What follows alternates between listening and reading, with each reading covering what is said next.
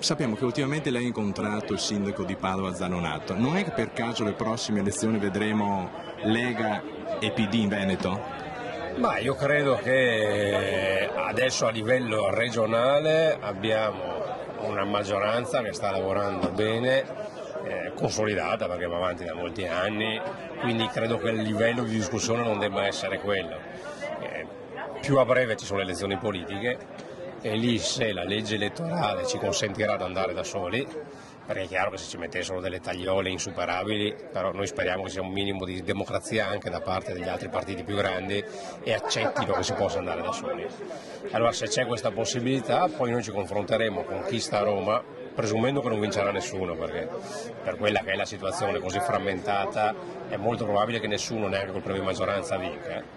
E quindi con questo tipo di situazione noi ci confronteremo molto liberamente con chiunque ci sia a Roma. Cioè noi diciamo vogliamo il federalismo, vogliamo le riforme, l'autonomia,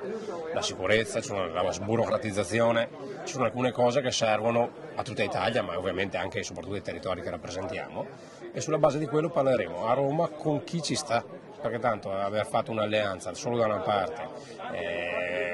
a costo di pagarla a caro prezzo, perché magari alla fine si è dimostrato un abbraccio mortale, è molto meglio tenersi le mani libere, andare là a dire noi rappresentiamo questi territori, abbiamo questo consenso,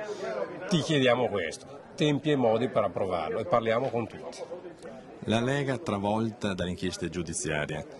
la Lega 2.0 che piace tanto a Maroni, basterà per recuperare i voti che avete perso? Diciamo, gli aspetti sono due. Uno, il fatto che ci sia stato una fase di pulizia interna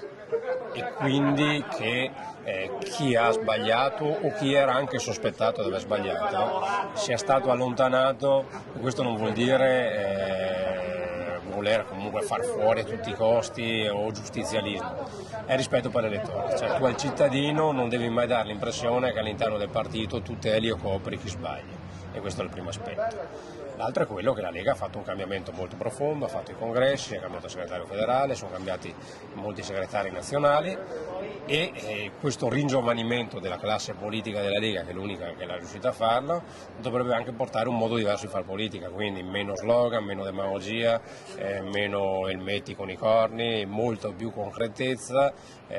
oggettività e senso pratico. C'è un problema, lo si risolve e si dice come. Ecco, se tu ai cittadini fai capire che questi sono i problemi, la gente ha problemi dell'economia, ad arrivare a fine del mese, delle troppe tasse che paga, valgono per le famiglie, vale per le imprese. Tu quando gli dici come si può risolvere, sei credibile, puoi recuperare consenso. Esiste però una politica degli affetti familiari che coinvolge un po' tutti. Beh, è uno degli aspetti deteriori della politica italiana. Del resto, rispetto al mondo occidentale, al mondo anglosassone, noi siamo sempre stati